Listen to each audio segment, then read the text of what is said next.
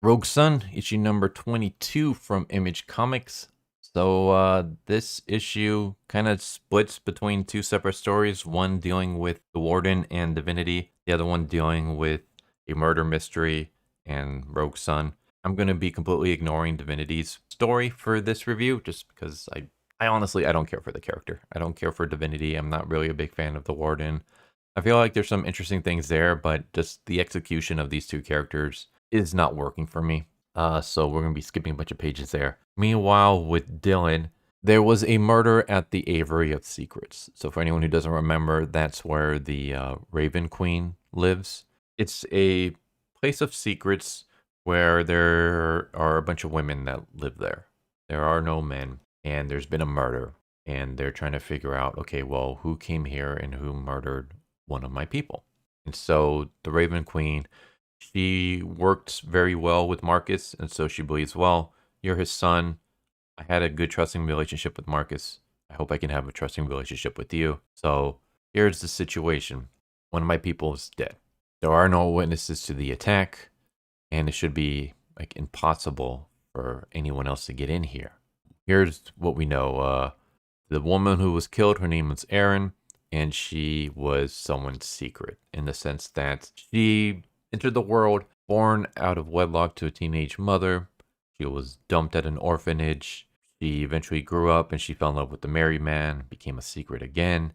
And when the man was forced to choose between her or his family, well, he made the decision to choose his family. So she was going to throw herself off a bridge when the Ravyn Queen showed up and offered her a chance. Rather than being a secret, I'm going to give you the opportunity to wield the secrets. And then that's when one of the, I'm just going to refer to them as nuns, but one of the sisters, whatever you want to call it, nuns in this case, shows up and says, hey, we may have a witness after all. And Dylan depowers his helmet so that she can basically put a image into his head. And the image is this teenage, maybe a teenage or a young man who appears to be trying to escape the Aviary. And so they believe, okay, well, this guy is running away from this. He shouldn't be here because no men should be here. How did he even get here in the first place? This is our number one suspect for now. And I need you to find out who the killer is, if it's this person. If it's not this person, maybe they have information on who it could be. And I need you to bring them to justice. And so Dylan sets off to go do that. There's a situation with the Ravyn Queen where it looks like maybe her head of like the security basically says that this is all your fault. That your pride cost us the doorman, your arrogance cost us the quill, and now your recklessness has led to a murder of a Sparrow Sister. Since you've taken the throne, you've brought nothing but tragedy and pain. And she doesn't like the fact that you're turning to the rogue son, who is a man, to try to solve our problem. Of course, the Ravyn Queen points out that, hey, you're the one who should have been in charge of everybody's safety. You're the head of the guard. So if someone came in here and killed one of us, you're the one that's supposed to be able to stop that. Why didn't you? See, we can be throwing the blame around if you want to be doing that. And that's when the keeper shows up. And he basically stops and he kind of fights from happening. It says that we're on the eve of ascension. And I ask that maybe if we can't bring the killer to justice by then, you step aside and someone else can take your place. Someone who can bring justice to Erin's killer. So we have a little bit of infighting going on.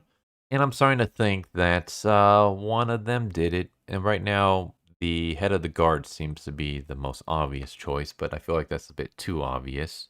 Dylan is able to track down the young man, and he brings him up to a building where he starts questioning him. And it turns out that the young man was in love with Erin. Like, he was obsessed with her. He fell in love with her back in high school.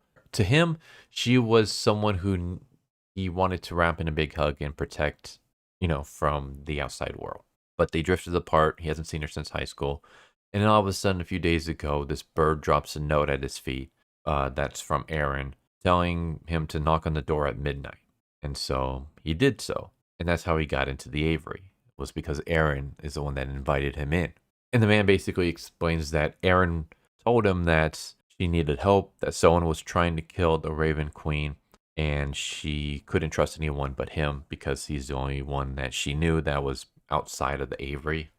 I guess maybe Aaron believes that someone within the Aviary is trying to kill the Ravyn Queen. And the man explains, I would have asked more questions, but then something came out of the shadows and slit Aaron's throat right in front of me. I knew I should have done something, but I didn't know what was happening, so I ran.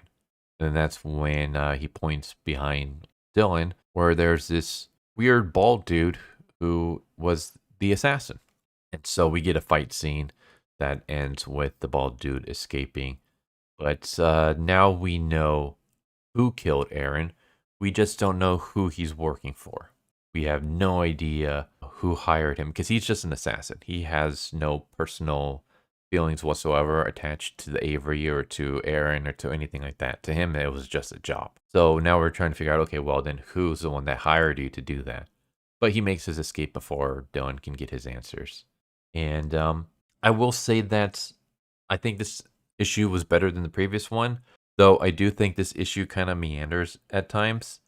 It could be a little bit punched up a bit, but I do like the whole murder mystery. I feel like maybe we kind of rushed it a bit too quick, but with the whole like, well, now we know who killed the person within one issue. But then again, we just know who killed Aaron. We don't know who hired the person to kill Aaron or why they hired the person to kill Aaron, though we do get some hints throughout this issue. I do think the whole subplot with Divinity and the Warden, I don't care. I hope that changes because it looks like she's probably going to be playing a big part in this series from now on. I mean, she takes up like half the issue. At this point in time, I just find her very, very boring and just very, very cliche. She's like the definition of girl boss. And even though she kind of gets her butt handed to her a little bit in this issue, like at first she does, and then she overcomes that. I don't know.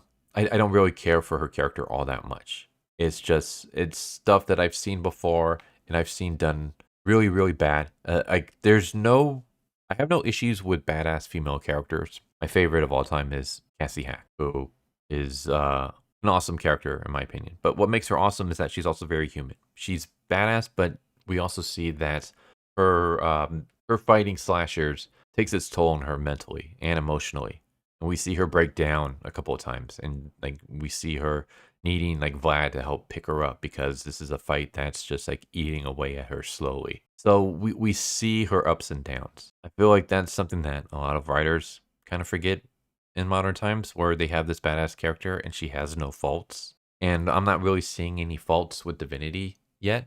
So maybe once we start seeing her faults, if she has any, she'll start getting better and more interesting. Right now, she's just girl boss.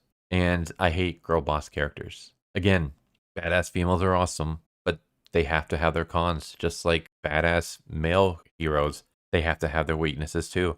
If you have someone who's just completely OP, they get very, very boring very, very quickly. So, Divinity, not an interesting character to me. I didn't care for her part in this issue whatsoever. So that's like half an issue I didn't really care about. The other half with Dylan, though, was the interesting aspect. And again, like I'm always down for murder mysteries. You add a supernatural twist to it, and that's cool. So I'm looking forward to seeing where that goes. So all in all, this was a better issue than the previous one. Not a great issue or anything like that. I'd give it like maybe a 5 or 6 out of 10. It's an average to good issue, but just that meanders at times. And yeah. So there you go. There's Rogue Sun, issue number 22. Hope you enjoyed. Hope to see you next time. Take care. Later. Thank you for watching my video. I hope you enjoyed it. If you didn't, I still want to thank you for watching it this far, and I hope the next one is more to your liking. With that said, thank you once again, and I hope you guys and gals have a good one. Later.